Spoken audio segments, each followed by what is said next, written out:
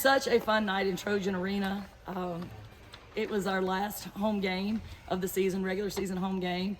And it's the second game in a row that we were at home and scored over 100 points. So a lot of things have to go right for you to score over 100 points 2 games in a row. So we're really thankful that a lot of things are coming together. Not only the leadership of our 4 seniors, just coming out and having great energy and get the game started off right for us, but our bench is on fire. Our bench is playing so well. They're all for each other. The energy is amazing, and I'm just really blessed to get to coach this team right now. And Coach, we can talk about the result as long as we want, but you mentioned it a little bit in your opening statement. The 4 seniors, Nia, May, Ty, Sticks. I mean, just what do they mean to you as a coach, and what do they mean to this program to cap it off here in Trojan Arena with 100 points? Just genuinely, from the bottom of my heart, love those 4. Even if they weren't great basketball players, they're just very lovable. And for all the improvements they've made, especially off the court, it makes me love them even more because they came into Troy. They bought into what this coaching staff was trying to do with them, all of them to be students first, all of them to represent this program in a great way. And it's just a lot of love for them, because when you have somebody come in and you put really high demands on them and they meet every one of those demands, and you can stay close in a close, trusting relationship, is special.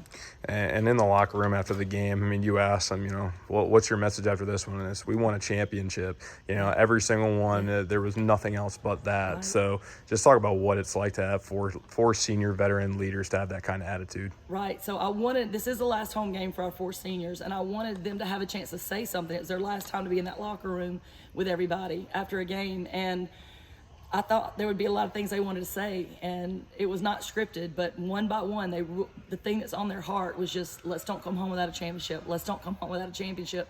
And that's kind of been what's guided this program this year, is their desire to do that.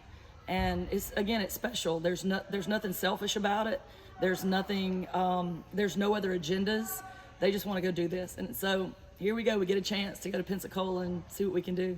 And a big thing when it comes to these postseason tournaments and March Madness is momentum. At the end of this season, obviously, you start out the season, 0-7, 0-8. You rebound, you get to 500, and now here you are ending the season on 7 straight wins. So the irony is pretty beautiful. But knowing that, and knowing you guys are hitting on all strides, 53% shooting from the field, and everybody's firing all cylinders. The bench is coming into it. What should we expect here in a week? So my whole life, I feel like I've been studying and living a story, the journey and the trek from an underdog to a champion. And this year has been, it's been on that journey. We started out 0-7, I believe, and we started out not being able to shoot the ball. And we started out with all these things, and they're on this journey and this trek to win a championship. And we're documenting it. I mean, we want to help other people. There are things, success leaves clues.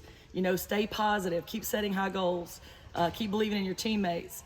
And so that's the journey we're on. So we started as underdogs, and let's see if we're going to end up as champions. And Coach, there's 2 players I don't want to mention tonight. And, last time it was Zay. This time it was both the Lays. So just talk about what it's like to have 2 guards that are just able to come on in and just score relentlessly. I mean, Stitch had 18 points in just 16 minutes. 16 minutes. It was so smooth. So smooth. She hits huge shots. Both of them did. And their energy was amazing. It's just such a luxury. I just feel so blessed to have those 2. Again, I tell people all the time, and Zay Dyer had a big game as well. Those, they would start on any team, but yet they wait patiently, and we have the 4 seniors playing in front of them, but they come in and do their job night in and night out, and boy, we have a lot to look forward to them, not only in the tournament, but next year with those younger ones coming in. And Coach, obviously, this is the end of a chapter. The regular season's over. Now the real test begins next week, Friday, 7:30 p.m. Central Time. You're going to play the 7 or the 10 seed. We know who the 10 seed is. We don't know who the 7 is quite yet. Just give us a little bit of an in-depth look on what it's going to be like these next couple of days, kind of game planning for who you play. Yeah, so this weekend we're giving them completely off. And I can't really remember another time except maybe 4 days at Christmas that they've been off, a couple consecutive days. But they are off a couple days, and no doubt in my mind they're just going to be doing whatever they can do to recuperate their bodies and get their minds right. Monday we'll start with the teams that we could possibly play first in the tournament, and we'll go over scouts. We'll review what we did here today and how we could get better. and we'll be business as usual. Monday, Tuesday, Wednesday, we'll practice here. We'll go down Wednesday evening to Pensacola because the game that we play, the winner of, will be playing Wednesday evening. We'll see that game, and and we'll just give it our all. And we appreciate everybody supporting us. We need good vibes all the way down to Pensacola.